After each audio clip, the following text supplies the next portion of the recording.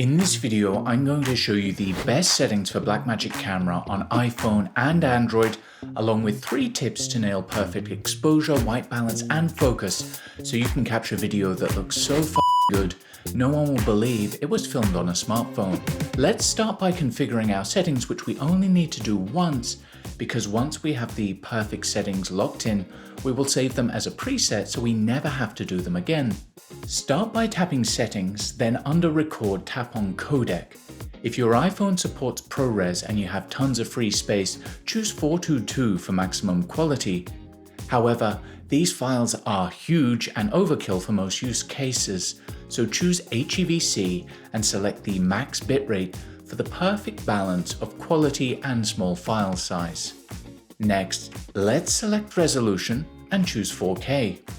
Now let's select our color space. If you're on an iPhone that doesn't support Apple Log or an Android device, just set this to Rec 709 and you're good to go. If you're on an iPhone 15 or 16 Pro, you want to set this to Apple Log. This will deliver maximum dynamic range and disable sharpening. However, it will give you a flat image that requires color correction, but don't worry, we can do that in Blackmagic Camera, but I'll cover that in a moment once we get to LUTs. With our record settings locked in, now let's adjust some key camera settings.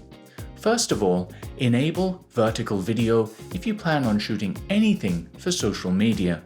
If this setting is off, your phone will record in landscape even when held in portrait.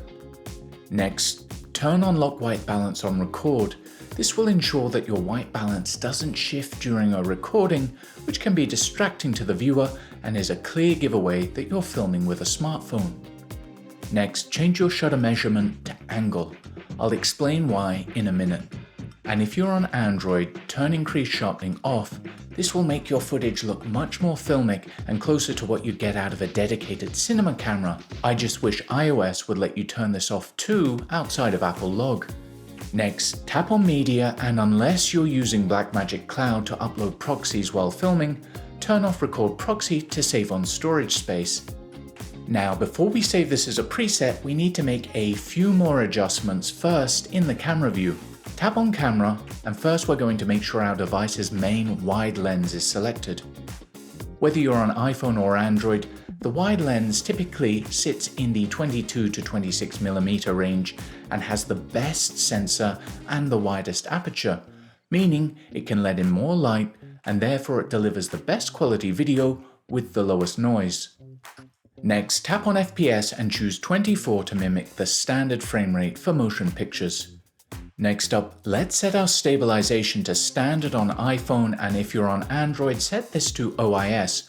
Higher levels will crop into your frame more, introduce more artifacts, as well as disable the ability to display LUTs and use focus peaking and exposure assist on iOS while recording. And lastly, this final step only applies to those of you who chose Apple Log because you're on an iPhone 15 or 16 Pro. As you can see, our live preview is low contrast and desaturated. This is what you want from Apple Log, as it's capturing all that additional dynamic range and image information, but it makes exposing your shot hard.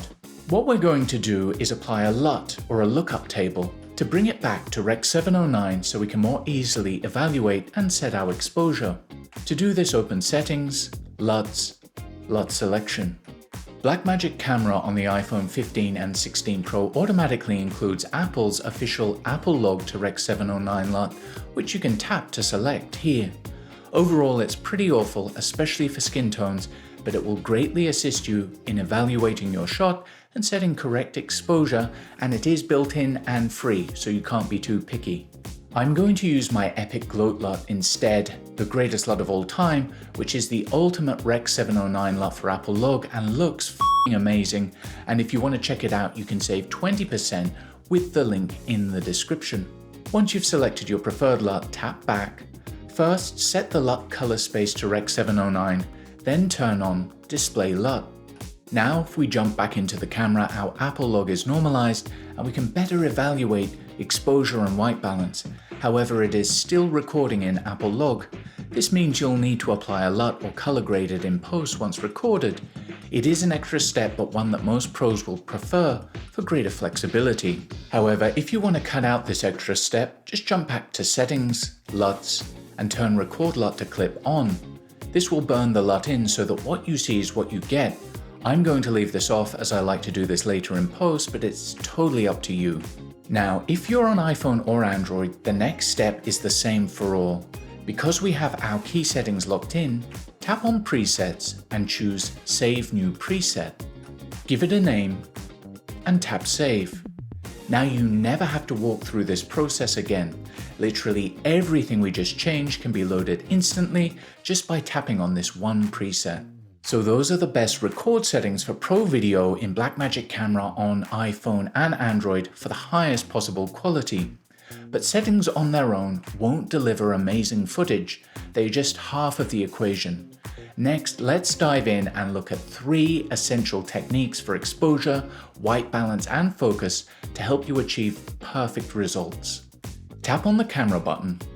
Do you remember how earlier we changed the shutter measurement from shutter speed to shutter angle? This means that our shutter value, which is used to set exposure and affects motion blur, now shows in degrees up here. And the reason we set shutter measurement to angle instead of speed, which displays it as a fraction, is because it's going to make it easy to achieve what's called the 180-degree shutter rule without performing mental math, regardless of your frame rate.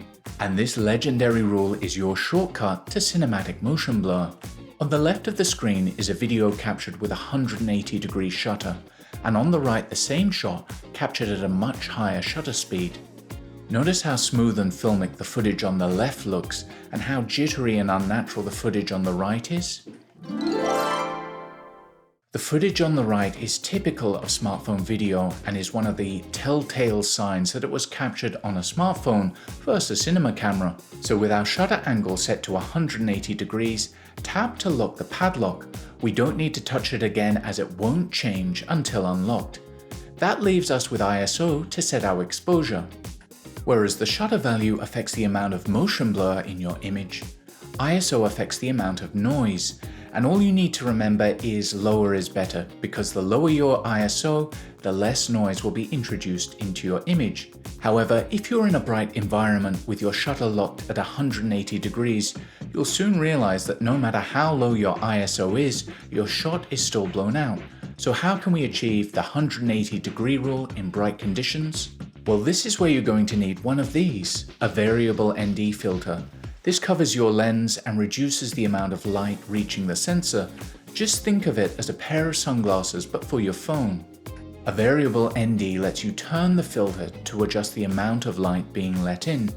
Typically in bright daylight conditions, you'll want to be able to cut about between 6 and 9 stops of light. Check the description below for my recommendations on the best ND solutions for both iPhone and Android.